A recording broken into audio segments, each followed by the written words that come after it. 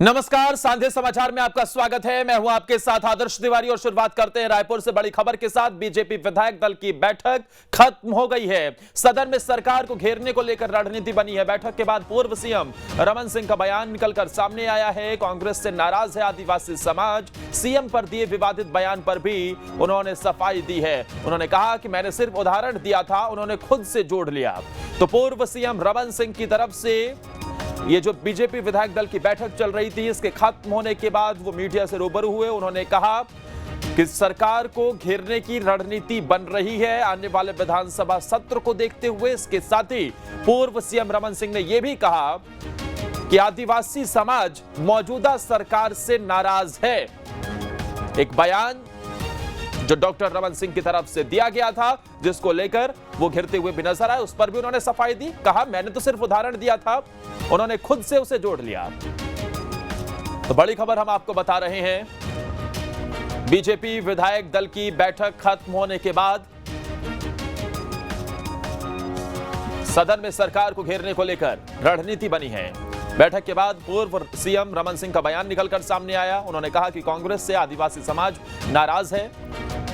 साथ ही उन्होंने ये भी कहा है कि मैंने सिर्फ उदाहरण दिया था, उन्होंने खुद से जोड़ लिया। अपने उस बयान को लेकर उन्होंने सफाई दी है, जिसे लेकर खूब जमकर हमने देखा कि सियासत होती हुई भी नजर आई। सीएम भूपेश बघेल की तरफ से भी पलटवार किया गया था। और इस बड़ी खबर पर ज्यादा जानकारी के साथ हमारे सहयोगी रायपुर से अंकुश सीधा जुड़े हुए हैं। अंकुश, ये भारतीय जनता पार्टी की विधायक दल की बैठक चल रही थी, खत्म हो गई है। क्या बड़ी बातें निकलकर सामने आई? क्या रणनीति बीजेपी की अब आगे?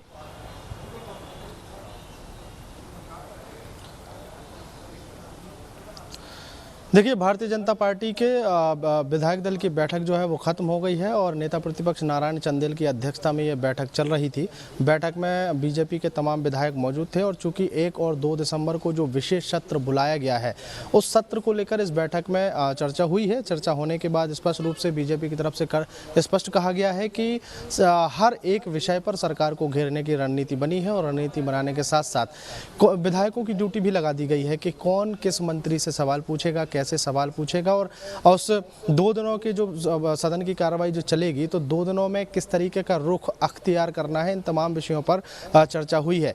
चूंकि एक महत्वपूर्ण बात इसमें यह है कि पिछली बार तक नेता प्रतिपक्ष के तौर पर धर्मलाल कौशिक विपक्ष को लीड करते थे, लेकिन इस बार अब चूंकि विशेष सत्र है और विशेष सत्र के ठीक पहले भारतीय जनता पार्टी में बदलाव हुए थे और उस बदलाव में नारायण चंदेल को नेता प्रतिपक्ष बनाया गया है। तो इस बार विशेष सत्र से और आने वाले समय तक, जब तक नारायण चंदेल नेता प्रतिपक्ष रहते हैं, तब तक ये अब विपक्ष को लीड करेंगे।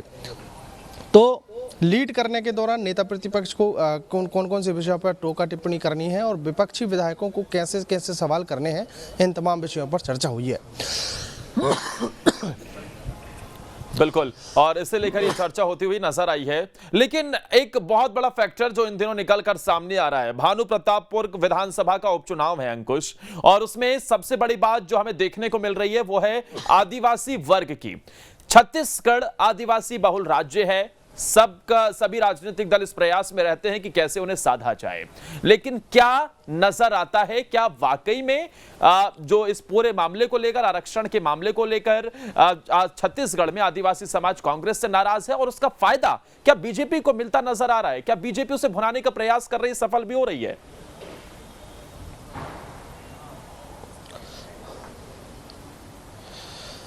देखिए आदर्श, निश्चित तौर पर एक चीज़ समझने लायक है कि अभी हाल ही में हाई कोर्ट का जो फैसला आया था, जिसमें 50% से ज़्यादा के आरक्षण को असंवैधानिक करार दिया था। इस 50% में हर वर्ग को सेट करना है, मतलब साफ है कि आदिवासी वर्ग का आरक्षण कम हुआ है।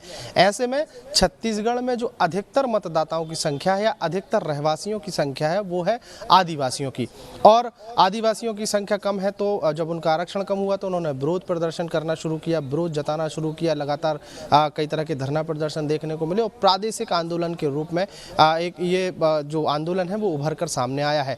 ठीक इसी बीच अब विधानसभा का उपचुनाव होने जा रहा है और भानु प्रतापपुर में, ये वही भानु प्रतापपुर है जहां जो वोटर्स हैं आदिवासी, वो जीत हार का फैसला करते हैं। मतलब वो वोटर जिस पक्ष में जाएंगे वो हार जीत करेगी। ऐसे में भानु प्रतापपुर उपचुनाव के विधानसभा सीट पर भी आदिवासी जो निर्दलीय कैंडिडेट हैं वो भी खड़े किए गए हैं। तो ये कैंडिडेट मुकाबला बेहद दिलचस्प हो गया। अंकुश, मैं आपके पास आता हूं, जरा एक बार पूर्व सीएम रमन सिंह की तरफ से जो बयान दिया गया वो सुनवा देते अपने दर्शकों को।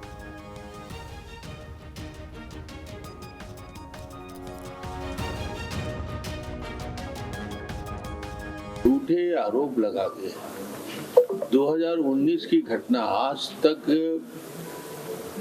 2019 से 20 हो गया, 21 हो गया, 22 हो गया और 3 सालों में ना कोई नोटिस, ना कोई सूचना, ना कोई जानकारी, एसपी ने ना कोई इन्फॉर्म किया। कुल मिला के बाद में एफआईआर में नाम दर्ज नहीं है, सिर्फ बयान के आधार पे, और बयान को जब तक वेरीफाई ना किया जाए तब तक वो अपराधी नहीं हो सकता। देखिए, सर्व आदिवासी समाज की नाराजगी का कारण जो समझ में आ रहा है कि इनकी कांग्रेस की दोहरी नीति, एक तरफ 32% आरक्षण की बात करते हैं और दूसरी तरफ न्यायालय में भेजते हैं, और न्यायालय में जिस आदमी को भेज के आरक्षण को निरस्त किया जाता है उसको आज चेयरमैन बनाया जाता है। 16% आरक्षण के लिए बात करते हैं और जब आरक्षण के लिए न्यायालय में जाते हैं तो कांग्रेस के कार्यकर्ता को भेज के उसको न्यायालय से कमजोर व्यक्ति को खड़ा करते हैं और अकेला एजी उस मामले को करता है।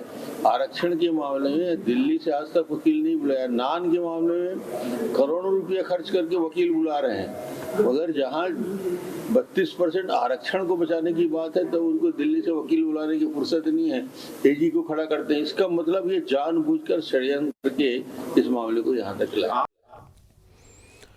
तो अंकुश, आपने भी सुना क्या कुछ कहा गया पूर्व सीएम रमन सिंह की तरफ से। सवाल यह है कि जब अगर भानु प्रतापपुर विधानसभा के उपचुनाव को अगर एग्जाम्पल ले लिया जाए और यहां से अगले साल विधानसभा चुनाव है छत्तीसगढ़ में, भानु प्रतापपुर विधानसभा सीट पर फिलहाल जो देखने को मिल रहा है, अगर आदिवासी वर्ग कांग्रेस पार्टी से नाराज हैं तो भारतीय जनता पार्टी से भी बहुत ज्यादा खुश नजर नहीं आ रहे। तभी तो उन्होंने अपना एक प्रत्याशी उतारा और उसके समर्थन में सभी लोग खड़े नजर आ रहे हैं। क्या इसे बानगी समझें? क्या इसी तरीके से अब हमें यह फैक्टर अगले साल होने वाले विधानसभा चुनाव में भी कुछ इसी तरीके से नजर आएगा?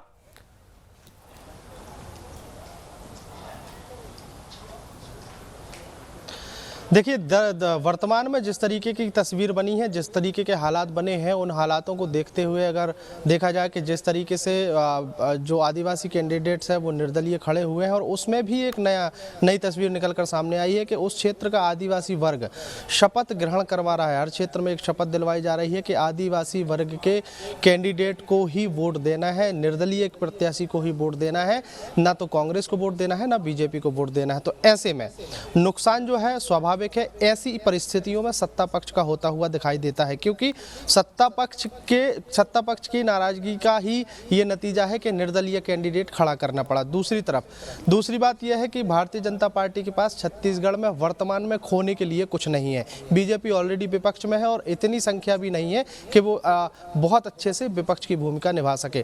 कांग्रेस पार्टी 90 विधानसभा सीटों में से 70 विधायक उनके पास हैं और 71 विधायक के लिए चुनाव हो रहा है। तो जिस तरीके की तस्वीर वर्तमान में बन रही है, ये तस्वीर भविष्य में होगी या नहीं होगी ये तब तय होगा जब आदिवासी आरक्षण को लेकर पटाक्षेप हो जाएगा। क्योंकि विशेष सत्र बुलाया गया है 1 और 2 दिसंबर को, और विशेष सत्र में अगर 32% आरक्षण जो आदिवासियों के हक का था वो अगर बहाल हो जाता है तो स्वाभाविक इसका सीधा फायदा सत्ता पक्ष को मिलना शुरू हो जाएगा। लेकिन अगर इसमें भी वो आरक्षण बहाल नहीं हो पाया तो स्वाभाविक है इसका नुकसान सत्ता पक्ष को उठाना पड़ सकता है। हालांकि कांग्रेस जरूर आरोप लगाती है कि गलतियां बीजेपी की थी, बीजेपी की सरकार में ये सब हुआ, बीजेपी के कारण ये सब हो रहा है। आरोप प्रत्यारोप जो है वो राजनीतिक हो सकते हैं, राजनीति के लोग समझ सकते हैं, लेकिन जो वोटर्स हैं, जो ग्रामीण स्तर का लोग तबका है, जो जिन्हें इस आरक्षण का लाभ मिलता है, उनको राजनीति से कोई मतलब नहीं होता। उनको सिर्फ और सिर्फ अपने आरक्षण से मतलब है कि अगर उनका 32% आरक्षण मिलता था, अगर उनको 32% आरक्षण मिल रहा है तो किसने दिलाया, उसके समर्थन में वो जाएंगे। किसने नहीं दिया, किसकी गलतियों के कारण हुआ, इस आने वाले यानी कि विशेष सत्र से ये कहीं ना कहीं आगे का रास्ता भी तय होता हुआ नजर आएगा। उसके बाद क्या कुछ होगा ये देखने वाली बात होगी। लेकिन कहीं ना कहीं भानु प्रतापपुर उपचुनाव से आदिवासी समाज ने ये तो स्पष्ट कर दिया है कि जब तक आरक्षण नहीं तब तक ना बीजेपी ना कांग्रेस, हम दोनों ही पार्टियों का समर्थन फिलहाल तो नहीं करेंगे। बहुत बहुत शुक्रिया आपका अंकुश तमाम जानकारी देने